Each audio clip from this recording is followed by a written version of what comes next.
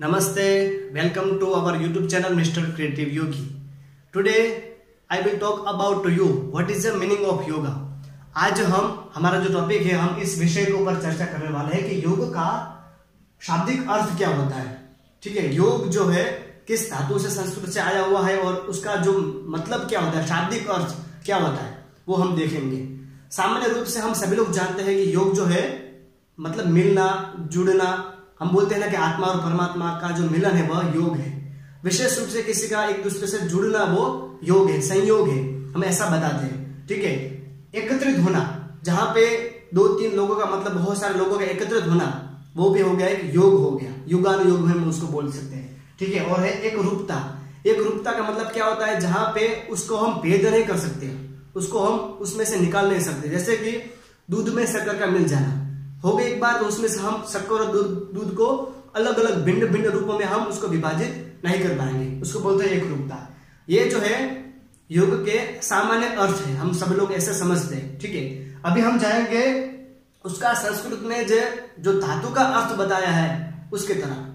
महर्षि जो है पाणिनि, जो हो गए व्याकरण आचार्य, संस्कृत जगत में महर्षि पाणिनि जो व्याकरण आचार्य हो गए, उन्होंने योग शब्द से, योग शब्द का जो उत्पत्ति बताया है वह युज धातु से। ठीक है, युज धातु से योग शब्द की उत्पत्ति हुई है। यहाँ पे धातु का मतलब क्या होता है, जहां से किसी भी शब्द की उत्पत्ति होती है उसको बोलते हैं धातु। ठीक है, तो यहाँ पर जो है युज धातु से योग शब्द की उत्पत्ति हुई है। और अभी हम देखेंगे तीन प्रकार से। अभी हम देखते हैं योग के जो तीन प्रमुख अर्थ है। ठीक है, सबसे पहले जो है संस्कृत के युज धातु से महर्षि पाणिनि बताते हैं कि युज संयोगी। ठीक है, युज संयोगी। दूसरा जो है युज संयमने।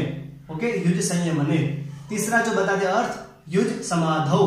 इसका हम डिटेल में थोड़ा पढ़ेंगे। सबसे पहले जो है युज संयोगी, जो है युज संयोगी, इसका अर्थ क्या होता है, जहां पे सम, यहां पे जो संस्कृत का जो है सम उपसर्ग लगाया है, महर्षि पाणिनि ने उपसर्ग का यहां पे प्रयोग किया है।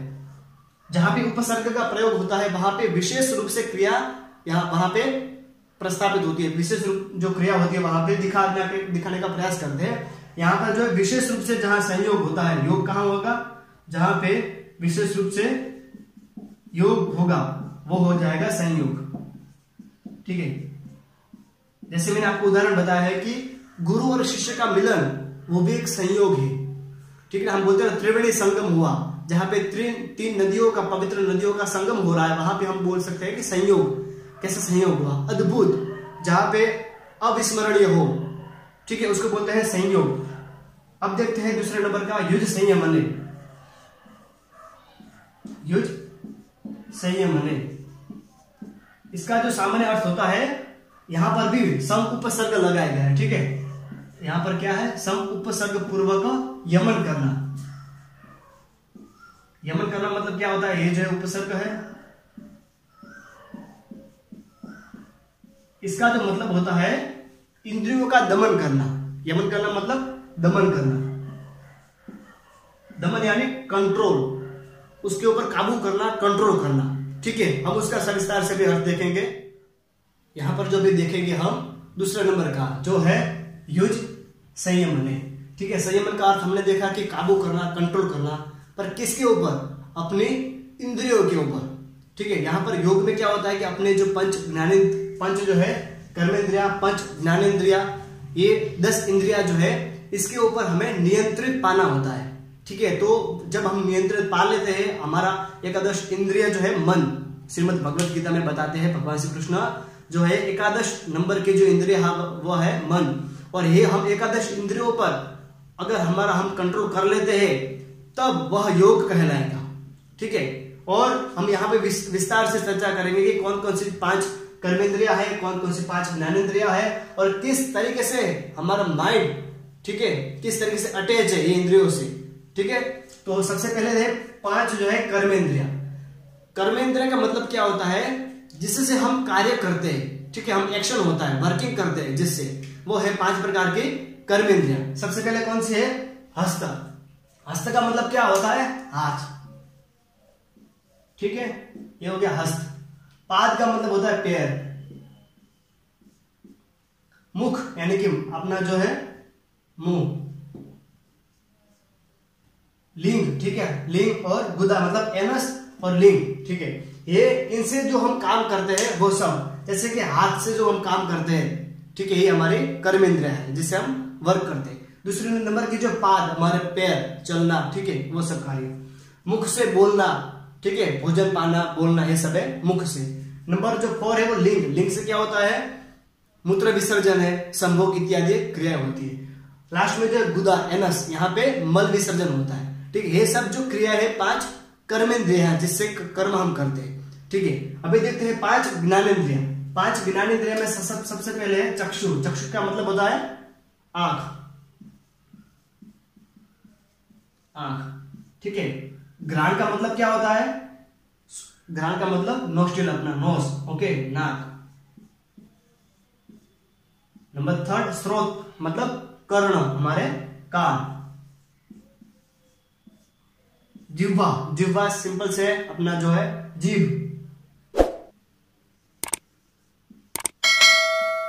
ओके। एंड त्वचा, त्वचा मीन्स चर्म, स्किन, ओके,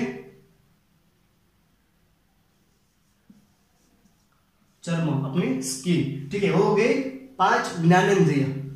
यहाँ पे ज्ञानेंद्रिय का मतलब क्या होता है? जिससे हमें ज्ञान प्राप्त होता है, जिससे हम ज्ञान लेते हैं, ठीक है। जैसे कि चक्षु, आंख से हम क्या लेते हैं, ठीक है। यहाँ पे पंच तन्मात्रा और पंच महाभूत कैसे ज्वाइंट है इसके साथ हम ले लेते हैं, ठीक है। आंख का जो है देखना, रूप यानी क्या होता है? देखना, ये हो गया देखना, ठीक है। दूसरा जो है घ्राण मतलब नाक। नाक से हम क्या करते हैं? स्मेल लेते हैं ना, सुगंध, और दुर्गंध का लेना, उसे बोलते हैं गंध, ठीक है। यहां पर बोलते हैं सुगंध या दुर्गंध का लेना नाक से, नोस्ट्रिल से, ओके। 3rd नंबर क्या है? स्रोत। स्रोत मतलब कान। कान का मतलब क्या होता है? सुनना, सिंपल सी बात है, सुनाई देना, ठीक है। इसको श्रवणेंद्र भी बोलते हैं, सुनना। नंबर 4 जो है जीभ। जीभ से हम क्या करते हैं? अलग अलग डिफरेंट प्रकार के जो टेस्ट है, जो रस है, वो हम प्राप्त करते हैं, रस करते हैं, ठीक है, आस्वादन लेते हैं। इसका जो है रसास्वाद, स्वाद का आह्लादक अनुभव करना। नंबर 5 नंबर है चर्म, स्पर्श। स्पर्श से क्या होता है? फीलिंग्स, अनुभूति करना,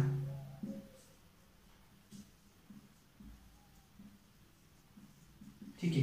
और यही जो है पंच तन्मात्रा पंच ज्ञानेंद्रिय से कनेक्ट है, और पंच तन्मात्रा किससे कनेक्ट है? अपने पंच महाभूतों से। यहां पर जो है अग्नि तत्व जो है, अग्नि महापंच महाभूतों से अग्नि, वो चक्षु इंद्रियों से कनेक्ट है। जो घ्राण है, गंध है, वो है पृथ्वी, ओके। जैसे कि पहली बारिश आती है ना, तो हमको पहली बारिश की जो स्मेल होती है, वो सुगंध होती है, वो पूरे अलग प्रकार से होती है। यहाँ पर इसलिए पृथ्वी जो है वो कनेक्ट है, ठीक है। स्रोत, स्रोत से क्या है? शब्द, आकाश। हम बोल रहे हैं और किसी अदर पर्सन को, किसी और व्यक्ति को वो आवाज सुने दे रहे हैं, तो उसका सबसे महत्वपूर्ण है कि आकाश तत्व है, इसलिए बाकी के लोग हमें सुन रहे हैं, हमारी आवाज को सुन रहे हैं, ठीक है। ये पूरा कनेक्ट है अपने आकाश तत्व से। जो है जिह्वा, रस जो है जल से कनेक्ट है, जल पंच महाभूतों में से।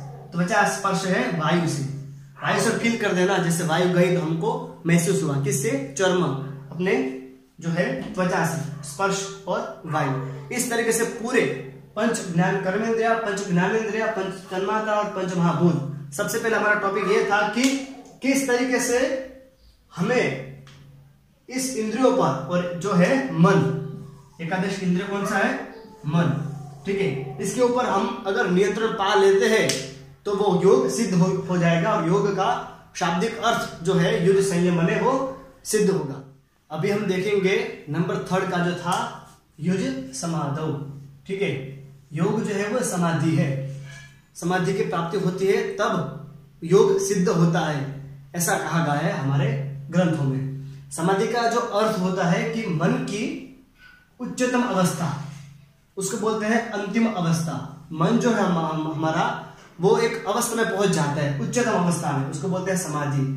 और कई सारे अर्थ है जो शून्य अवकाश, मोक्ष, विचारों का अभाव, मुक्ति बोलते हैं उसको, कई लोग निर्वाण बोलते हैं, और पतंजलि योग शास्त्र में बताया है कि कैवल्य। समाधि में क्या होता है कि अपने स्वरूप का भान हो जाना, आभास हो जाना, वास्तविकता का ज्ञान हमें प्राप्त हो जाता है, तब कहलाती है समाधि। ठीक है, निज स्वरूप का अनुभव होना, सेल्फ रियलाइजेशन इज समाधि। ओके, यहाँ पर समाधि के मुख्य रूप से महर्षि पतंजलि बताते हैं दो। पहला जो है सबिज समाधि, दूसरा जो है निर्बीज समाधि। ठीक है, सभी समाधि, उसको दूसरा भी नाम है संप्रज्ञात समाधि। कई लोग ये जो हमारे ग्रंथों में ऐसा बता, संप्रज्ञात और असंप्रज्ञात, संप्रज्ञात। ठीक है, यहां पर सबीज क्या मतलब क्या होता है? सबीज, बीज के साथ समाधि एक अवस्था है, जैसे अष्टांग योग में से स्टेप बाय स्टेप जैसे वो अवस्था में पहुंचता समाधि तक जाता है। और बीज मतलब होता है अहंकार। ठीक है, अहंकार, अपना ईगो के साथ वो समाधि में गया, पर उसके साथ ईगो है, तो सबीज समाधि उनको लगेगी, उस साधक को। ठीक है, सभी समाधि के अंतर्गत 4 प्रकार के आते हैं। ठीक है, हम देखेंगे यहाँ पे अभी 4 प्रकार कौन कौन से है। उसमें से सबसे पहला जो है वितर्क, दूसरा जो है विचार, थर्ड नंबर है आनंद, और नंबर 4 जो है अस्मिता। इस तरीके से 4 प्रकार से ये यहां पर जो है बताई गई है। कहां पे? सभी समाधि। ठीक है, सभी समाधि के अंतर्गत 4 प्रकार की समाधि बताई गई है, जो है वितर्क, विचार, आनंद और अस्मिता। ठीक है, ये 4 प्रकार की वहां पे बताई है सभी समाधि में। सभी का मतलब क्या होता है? अहंकार के साथ वो साधक वहां पर एक अवस्था है, वहां पर पहुंचा है, उसके अंतर्गत उसके चित्त में ये 4 प्रकार के समाधि उस अलग अलग प्रकार से वो गुजरता है, ये ट्रैक है पूरा। और उसके बाद लास्ट में आती है निर्मित समाधि, इसको बोलते हैं धर्ममेध समाधि, धर्ममेध समाधि। ठीक है, सभी समाधि के बाद जब निर्मित समाधि के अंदर वो प्रवेश करता है साधक, तब उसको प्राप्त होता है ऋतंभरा तंत्र प्रज्ञा, ऋतंभरा नाम की प्रज्ञा उसको प्राप्त होती है। मतलब कि सभी से निर्मित की उसकी जो यात्रा है उसके अंतर्गत उसको सिद्धियां प्राप्त होती है। ठीक है, ये दोनों अंतर्गत जो प्राप्ति होती है वो सिद्धियां। और अगर साधक इन सिद्धियों में ही विलीन हो गया, सिद्धियों में ही रह गया, तो वो निर्भीक समाधि की तरफ नहीं आ जाएगा। और सभी से सिद्धियां प्राप्त होगी तो वहीं पर रहेगा। और निर्भीक समाधि से, निर्भीक समाधि मतलब केवल्य, धर्ममेध समाधि जो है मोक्ष है, समाधि की अवस्था जो है अंतिम अवस्था अपने चित्त की। ठीक है, निज स्वरूप का प्राप्त हो जाना, ये जो है वहां तक वो उसकी जर्नी जो यात्रा नहीं पहुंचेगी, सभी से अटक जाएगा, सिद्धि में उलझ जाएगा। वैसे सिद्धियां जो है इसलिए तो योग में, योग मार्ग में बाधा बताई गई है। इस तरीके से जो है अगर समाधि आपको प्राप्त हुए हैं तो वो कहलाएगा कि योग। हमने प्रमुख रूप से तीन अर्थों में अभी देखा था कि योग जो है वो कैसे बटा हुआ है, उसका जो शाब्दिक अर्थ क्या है। युद्ध जो है संयोगे, युद्ध संयमने और जो है समाधौ। ठीक है, ये 3 प्रकार से हमने देखा। तो इस तरीके से योग का जो अर्थ होता है, युद्ध संयोगे, युद्ध संयमने और युद्ध समाधौ।